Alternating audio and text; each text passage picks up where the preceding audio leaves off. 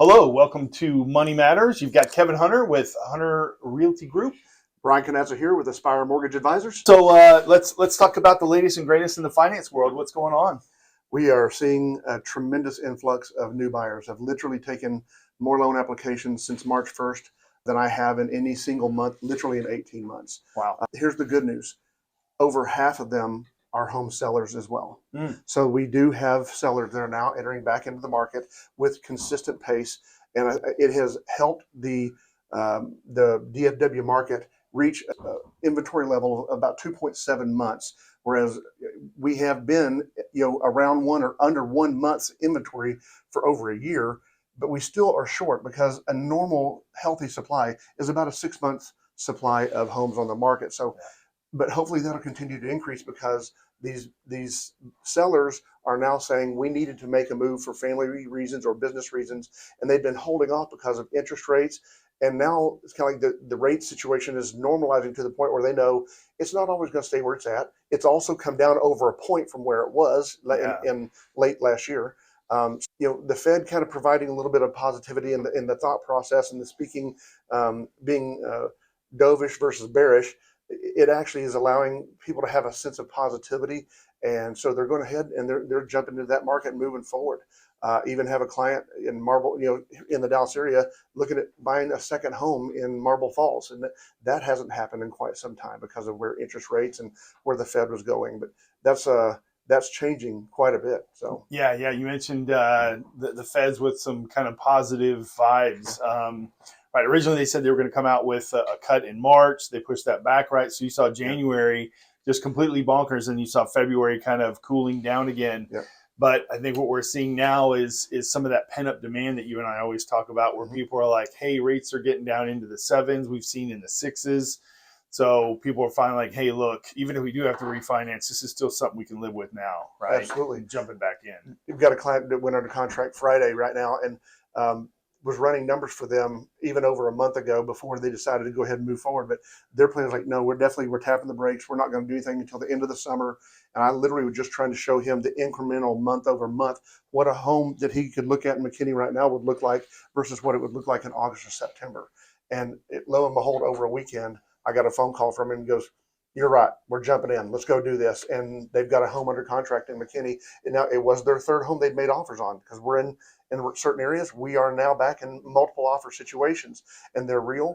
But the good news is sellers are still, in many cases, they're not being unreasonable in their expectations. They're not giving in more than they have to. Yeah. But they are actually still, in some cases, you're not having to overpay. In some cases, you are having to overoffer. In their case, they just kept the pace, kept steady, stayed tactical versus passionate when it comes to, we have to have this house. No, it's got to have the right house, the right deal.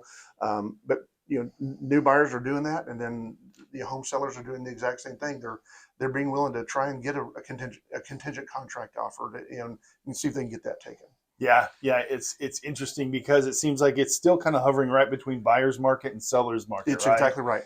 And depending on like you said, depending on the actual market, right? Are you in Frisco? Are you in McKinney? Are you in a part of Dallas that's really desirable, right? Kind of the M streets, Lower Greenville, Lakewood, right? That kind of area.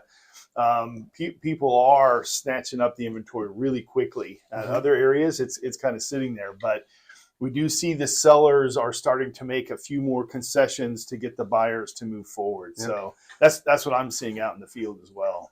Another good thing that is good for home buyers is that I would say 30+% of the contracts that I have in house right now, I'm seeing investors on the back end of this. Yeah. So whether they're large institutional investors, whether they're small corporate investors, whether they were buying with the intent of fixing and flipping, that's not the case. Like all of them have been holding the house since 18 or 2020, and so they haven't just done it and then flipped it around. These are actual investors that are now saying, now might be the right time for us to go ahead and put this back on the market to let a home owner purchase it. So I think that's positive as well, because you've had institutional investors and private investors alike just snapping them up, paying cash, and just holding them. And it's hard for any buyer, much less a first-time home buyer or a young couple starting a family, to get into that competitive market. Yeah.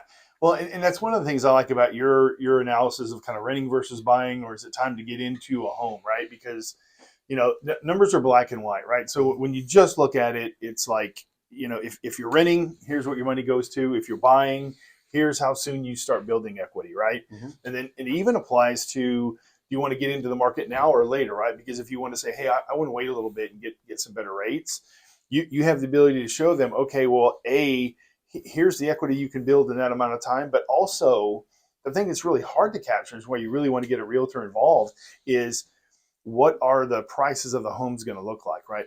Are there going to be multiple offers, right? Because you may be able to get an opportunity, a home now at a better price than you could, right? So yeah, you may wait a little bit and save some money on some rates, when you wait 3 months.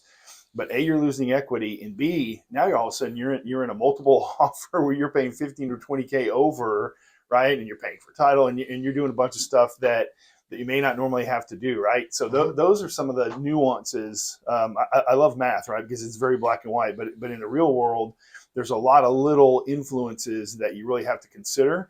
That that's what you and I do, right? We provide information to our clients so they can make the best decision for them. I agree.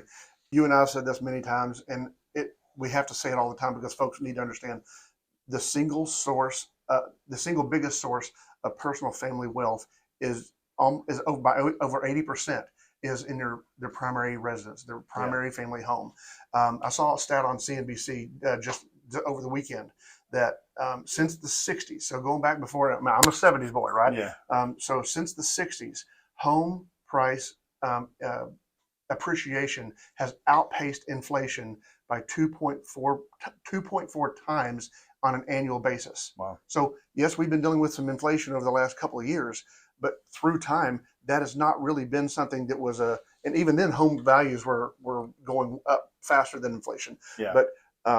But through time though, that is proof that even though your pay may not rise at the same pace as inflation, but if you own that family home, your appreciation is going to outpace inflation by almost 2.5 times over a period of time, and that's where it'll win. You'll build equity, you'll build wealth faster than you'll have expenses going up. Yeah, and that's that's just a really true statement. Anything else kind of speaking to you? Yeah. So let me tell you about a situation I literally just got through working through in a couple of weeks, and we're in the middle of it. I had a referral to me from a client, from a realtor partner. This client was working with a bank that's a large bank that will go unnamed. They are buying a home that's just under $1 million. And that client sent me their closing estimate. Like, that was how he introduced himself to me. Hey, listen, this person referred me to you. Here's what we're trying to do. Can you kind of look into this and give me a competitive idea on what it would take? And he had a couple of additional thoughts that he was talking about. So it turns out that he is a qualified veteran. Okay. And qualified veterans can actually put 0% down up to $1 million. And then from between $1 million and $2 million, they can put 10% down. Okay. Well, this bank was telling him that unless he put 20% down, he was going to have a rate that would be over 1.5 points higher than what I was able to show him on a VA loan, number one. So did he put zero down? No, but he put less down, number one. Number two, he was funding fee exempt, so there weren't any extra fees. Okay? And I was able to talk to the listing agent that they made the offer on to explain to her why a VA loan should not be scarier. Matter of fact, should be more embraced than a bank loan that's going to be on a jumbo, because jumbo investors are very, very scrutinizing in how they're looking at loans right now. VA is very standardized. VA works really hard to make sure their veterans are able to buy homes. And so we were able to help our client put less money down, have a lower payment because our rate was so much lower than that bank jumbo loan. And the listing agent was able to talk to the sellers, and they were willing to change the financing addendum. Client moved over to us. Everybody's winning. I mean, there's just no way in the world that type of a scenario would play out without clients listening to their trusted realtor partners. And there wasn't the saying like, hey, you got to go over here. It was just reach out, let him see, if there's other options for you. And in my normal course of just getting to know them, I found out that he was a veteran, and asked him if he'd ever used his benefits before. And he said no, and didn't really understand the difference between them. Nobody had ever educated him on that. So one other thing I'd also like to throw in the same narrow conversation about trusting realtor partners, was made privy to a situation recently of a clients who had come to a realtor partner already pre-approved by a huge online lender that everybody knows the name of. Mm-hmm. Okay, the realtor partner said, I would recommend that you at least converse with a local lending pro. Your offers may not be well accepted with this and with this lender. I've seen deals not be executed because of the fear of process with this large online lender. Yeah. The client said, "Hey, we're already through underwriting. We've used them before. It's never been a problem. This is really how we want to go." The realtor partner said, "Okay." Turns out they were able to get a home under contract. The listing agent did express concerns about it being this large online lender, and the buyer's agent said, "Clients told me they're already through credit underwriting, so this really shouldn't be a problem." Offer was accepted. Yeah. 18 days after execution, they're getting a third round of conditions from this large online lender's underwriting scenario. Wow. They're 1 day away from the financing contingency expiring and losing a $10,000 option or earnest money deposit. The calls were made by the client to the big online lender, couldn't get anybody on the phone, couldn't get emails responded to. They ended up having to cancel the contract because the seller would not extend because of it being that online lender. Wow. And because of the problems they'd had. So buyers, listen to your realtor partners. Yeah. There's a reason that they recommended that they trust certain mortgage advisors and loan officers in the area. And there are good ones. There are many good ones. But that's why it's important to trust that you've been down this road before. You've seen those fiascos with the big online lenders or even the big banks for that matter. Like the one I was just referred, it's not what the fiasco, but bottom line is they weren't asking all the right questions. They were doing what was easy for them as a bank, right, not what was best for the client. Yeah. Well, that's because they now have, all I do is mortgage lending. I don't do banking, right? Yeah. I don't do investing. And we have gone through the years of training and learning how best to serve your clients and make sure that their needs are met, not just getting a transaction closed. Yeah. Wow. That's really interesting because like the longer I'm doing the real estate, you see all different levels of realtors, right? And when I'm working with a really good realtor, we're talking about the health of the lending institution that my client or their client is using. And, when I was first starting out, I was like, I don't care who you use. Just go get funded, get me that proof of funds letter. That way, our offers are going to be taken seriously. Right. But at the end of the day, we've all been doing it long enough to see some of those issues kind of pop up at the end, and people are kind of freaking out. Like, this is not good timing, right? When you're going through the offering process, you don't have time to have a whole new set of contingencies come down from your lender and say, oh yeah, by the way, this is what we need, or here's what you have to execute, right? That is pandemonium, right? That is a complete dumpster fire, and people are freaking out because this is a fairly stressful environment. Your job, my job, is to make it as efficient and easy as possible. Yes. Find all the answers that you're going to need early, get them answered so that the clients don't have that uncomfortability. The listing agent doesn't have that uncomfortability. Because if that happens, your reputation is also hurt with that listing agent because it's your clients that said they were good to go and you brought them down the road. So they can't put you in that position, right? Yeah. Your lenders cannot put you in that position. It's got to be quality over quantity. Whereas with the big banks and the online lenders, it's absolutely quantity versus quality, as you see with this example that we're sitting here talking about. Yeah, absolutely. All right. So I know one of the things that came down recently that you're kind of curious about is as far as not necessarily the lending world, but the real estate world was the recent NAR lawsuit that came down. The verdict was for the plaintiff. And so it kind of shook the real estate world, right? Because and you probably created fear. Huh? Yeah. And that's what's so weird is you saw all the sensationalist headlines. Realtors no longer getting 6%, blah, blah, blah. And it's like, well, just so you know, one realtor is not getting 6%. That's divided among two realtors, right? You've got the listing agent and the agent that's representing the buyers, right? And it's like, to me, the more I dig into it, the more confusing it is. Like, why there was even a lawsuit, right? I said, well, I totally understand. Yeah, it's like, oh, we're trying to get transparency. And it's like, well, every time I sit down with my clients, we're walking through the agreements, we're walking through the contracts. There is nothing that's not transparent.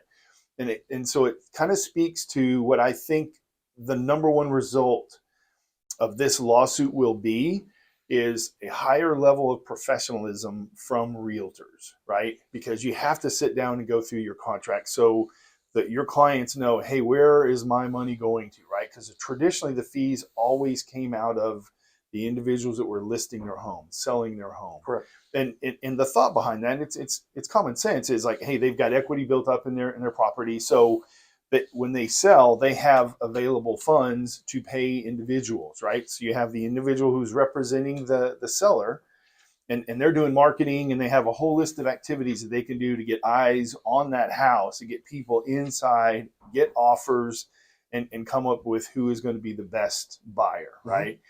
So now they're saying, oh yeah, well, no one's getting 6% anymore, or the buyers are going to have to pay for their agent to represent them now. I don't know if that's true. We will see, because I think there's a bunch of similar activities that have happened in different markets, and it really hasn't had the impact that everybody thought it was when it first came out. First of all, it's not even going to land till mid-July, right? Yeah, if it's approved, yeah. Yeah, and there still is other process. The rest of the process, to your point, are they giving their opinions, and there's kind of legal steps that still have to take place in order for that to actually land in July. Wow. But it's gonna drive that discussion back to the listing agent and back to the seller, where if they're going to kick those fees over to the buyer and make the buyer pay their agent, how many agents are going to be driving their customers to homes where the buyer has to pay for it, right? Because if I'm representing my client who's buying a home, I'm doing my fiducial responsibility to take care of them, right?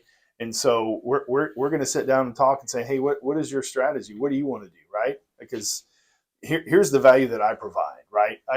I am not concerned that my fees are not going to come to me from somebody, right? Because I feel like I add the value that's going to help them get the home that they want to see at the right price, and negotiating and all that kind of good stuff. Which is number one. The negotiations is the highest priority that you and your realtor, counterparts, provide. But it's invaluable to have that expertise, number one. But number two, if I were wanting to be a buyer, I wouldn't be wanting to either engage the listing agent or the seller directly. I mean, nobody wins in those scenarios. You don't end up friends. I know that. That kind of. So you are a professional. The listing agent is a professional. You both understand what the job is, and you engage each other in a professional manner on behalf of the seller and the buyer. Right. Yeah, but I see many scenarios where I don't see buyers having the money to pay those fees. And a client I just approved yesterday, she's a first-time home buyer. She has saved very, very hard to go buy a home. She makes plenty of money. Yeah. She's been living with her parents, all through college and in the first part of her career. But she's looking at a $425,000 house in Plano today. And if she were having to come up with that money, that would take $12,750 out of her hard-earned cash that she saved up. Yeah. And it would delay the buying process. Yeah. For her, it would delay it. Yeah. Okay. So it's not that it's not worth it. It's not that it shouldn't be done, but the disclosure, like you're saying, that it's coming out of the equity that has been built up for those sellers, that is taken into account. And the buyers, in many cases, they do know that. You've educated them that this is how the process works. And one of these days when you sell, this will be what you pay to attract buyers to your home. I agree with you. And I have heard through a couple of different scenarios that, would they officially kind of show their clients homes that only had buyer's commissions included? I mean, it's possible. I mean, right? I mean, there's a situation where sellers could lose out on potential buyers if they draw that hard line in the sand against being willing to compensate the buyer's agent. Yeah. One of the weird kind of almost ancillary effects of this is that now, as realtors, when we're showing buyers homes, we have to have a buyer's rep agreement signed for every single home.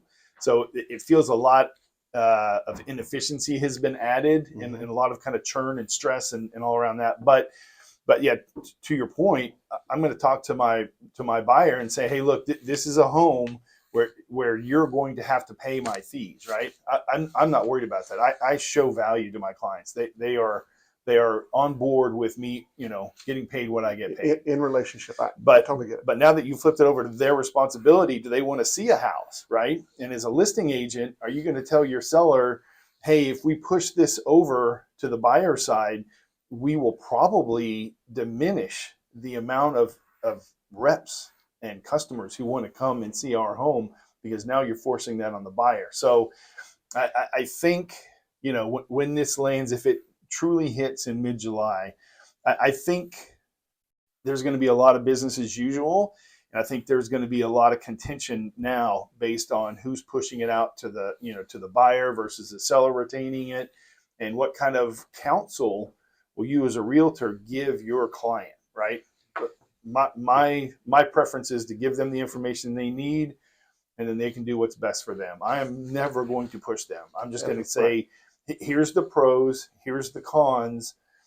This is your house. You're selling it. This is your equity that you've built. What do you want to do with it? Do you want to increase the opportunity of getting people to come in and see your home and buy it? Mm-hmm. Or do you want to do what you think is fair and then push that out to the buyers? And then that's going to kind of create a different environment for people to come see your house or not see it, right? Right. And then everybody knows in sales, it's a numbers game, mm-hmm. right? So the more people you come see your home, the greater your opportunities that somebody's going to fall in love with it and buy it, and potentially have multiple offers, right? And that's really what you want, right? Because you want it to be a situation where you're getting max dollar for your home. Mm-hmm. And so people are going to have some tough decisions and some tough conversations that they haven't had in the past that they should have been having all along, right? The transparency, there never should have been a lawsuit to force people to be transparent with their clients. That should happen naturally as an organic process of taking care of your clients. Yeah. So have you seen any color on, I know Keller Williams paid they agreed to pay a big fine. NAR jumped out there and agreed to pay a big fine. Have you heard any color as to why they're not fighting this further rather than just agreeing to some level of settlement? No, I've heard that this has been going on for a long time, right? So the fact that this lawsuit, verdict came out should have been a surprise to nobody, right? Mm-hmm. It hasn't been looking good for a while. And I think that's one of the things that a lot of realtors are sitting around going, I don't really believe the lawsuit is accurate, right? Because the fees, one of the things you hear is like, oh, now the fees are negotiable. No, the fees have always been negotiable. So that's not a new outcome, right? I mean, as a seller, you've always had the ability to say, I don't want to pay my listing agent a full 3%, or I don't want to pay the buyer a full 3%, right? I sold a home and I didn't get the full 3%. That's fine, right? Yeah. I'm taking care of my client. I'm not worried about losing 0.25% or whatever, right? So they've always had the ability to negotiate whatever that 3% is. They've always had the ability to say, I don't want to pay the buyer. That's not new, right? So it's bringing to light a lot of the procedures and the nuances of real estate that really should have been out there already. And the capabilities and the conversations that realtors as professionals should be doing and having with our clients to make sure they are informed and not sitting around going, oh, I didn't know that. So that may be the genesis, or one of the genesis of the lawsuits, of people saying that, we didn't know, we went through this transaction and this cost was incurred. We weren't aware that was happening. Had we known, is that kind of what we're seeing? That's pure speculation, and that's what I would guess. Because you mentioned earlier, like, who's filing these lawsuits? Yeah. Like you said, the colors coming out, like these are things that are not unknown topics within the real estate and even mortgage lending community. Yeah. So I'm wondering who filed them, who thought they had basis to file them, and what good did they think they were going to be exacting? Because, like you said, what we're hearing is that doesn't necessarily mean buyers' commissions are going away. I mean, right. So what end did they think they were exacting? And I'm just wondering if it was just the money chasing. That is the word on the street. That's not necessarily my opinion. But as the world becomes more litigious, that a lot of these lawsuits were generated and inspired by people who just wanted to go after a big lawsuit, right? Kind of like, I don't know, big lawsuits of the past. People see dollar signs and they're like, ooh, wow. Whether this is a huge injustice or not, this is still an opportunity for me to go out and bill a bunch of hours and do stuff. Now, part of it is legitimate in the fact that there are the people in any industry, real estate or whatever, where you have individuals not doing their fiduciary responsibility for their clients, Agreed. right? And having those conversations, right? And if people have felt strong armed into doing something, then they shouldn't, right? Right. They should be armed with all of the knowledge of all their possibilities, right? And if somebody says, I don't want to pay a buyer's fee, and even if it reduces the amount of people who come see my house, that's fine. That's not my job. Right. That should have been a conversation that people should have had from day one. Right. Right. I mean, that shouldn't be. There should be no client who's saying, "Wow, I didn't know that." Yeah, no, you should have, right? Right. And those are the conversations that we have, right? I mean, I've got a listing right now, and that's part of the conversation that we went through, right? It's like, hey, look, and this is the deal. I didn't tell them about the lawsuit that was coming, but they absolutely know that they are not responsible for paying for the buyers unless they want a buyers working on their behalf to bring in clients and help us sell their home, right? Just like the title policy. I mean, for all these years leading up to pre-COVID days, it was traditional that the seller would pay the buyer's title policy. Yeah. Well, it's actually a buyer's cost. I mean, so whenever I'm showing my clients our closing cost estimates, Yeah. I don't assume the seller is going to pay title, especially after what we've been through the last 3 years with the craziness and how busy it is. And even right now, like you said, it's right in the middle. Sometimes it's a really strong seller's market, and sometimes the buyers have a little more flexibility. But even now, I'm talking through that with the clients, going, okay, listen, I'm not showing a seller title credit because it is actually a buyer's cost. So if you've got a lender that's showing you another loan estimate and it's not even showing the title cost on there, that very well could be an incorrect assumption. And on that $425,000 house, it's going to cost you almost $3,000 that I'm telling you about that someone else hasn't. So the title policy is just like the commission conversation, and that conversation has been had for decades. So I firmly believe the right kind of realtor partners, listing agents, buyers, reps, you've been having those conversations without question, without fail, and it's just again the bad apples maybe just causing some other apples to go sour. Yeah, I mean, if you look at what the market did to the real estate agents, right? We supposedly lost 100,000 agents, right? And I think that will have a similar effect, probably not the same numbers, but it's going to drive a lot of people out who were just kind of casually doing real estate and kind of whittle it down to the people like myself who have done this as a profession and as a living to be and deliver an experience to a client where they are just thrilled to have been working with someone. And you talk about title. I mean, every purchase and sell of a home is different, right? So those discussions on who's paying for title and who's paying for closing costs and all kind of that's a very fluid situation, right? Mm-hmm. And that's where the negotiation comes in, and that's when you have, two realtors on each side of the equation who are really working for their clients and having those discussions. That's the sign of a healthy real estate opportunity. Very cool. Awesome. Well, so we have a mutual interest in a place that you and your family have just been, and I'm about to go. So talk to me about Breckenridge. Yeah, we're we're not skiers. So it's funny that we would spend spring break. And I'm not going skiing either. Oh, you're still going to absolutely love it. It is an amazing place. We had a condo that was probably less than a mile from the kind of main street, downtown area, which looks beautiful online. I haven't been there. I was there back in 1985. Yeah. I haven't been there since. So I have no idea what it was like then. This was our first time there, but it dumped a bunch of snow on us. So we're walking around, and there's these big fat snowflakes coming down, and I mean, it was a winter wonderland, and we really wanted to do it for our daughter, right? So Aubrey really hadn't spent a bunch of time in that environment, right? In Texas, we've gotten whacked a couple of times over the past few years with some big winter storms, but this was, people out there. You can see people skiing around, people walking with skis and ski outfits. Like any kind of snow ski village town in Colorado, you're going to have great restaurants. Yeah. And some of it's like really chefy stuff. And some of it's just really, we went to a place called Empire Burger. Okay. I mean, one of the best chicken sandwiches I've ever had. It's old school in that they grill a big chicken breast, right? Okay. Yeah. And so it seems like there's so many variations of that, right? Where like, how can you ruin something that's so basic? Amazing. Their onion rings were fantastic. They actually had really good chips and queso, right? Okay. I'm kind of a queso-aholic, right? Yeah. And so So yeah, really good chips and hot sauce. We had all different kinds of burgers, chicken sandwiches.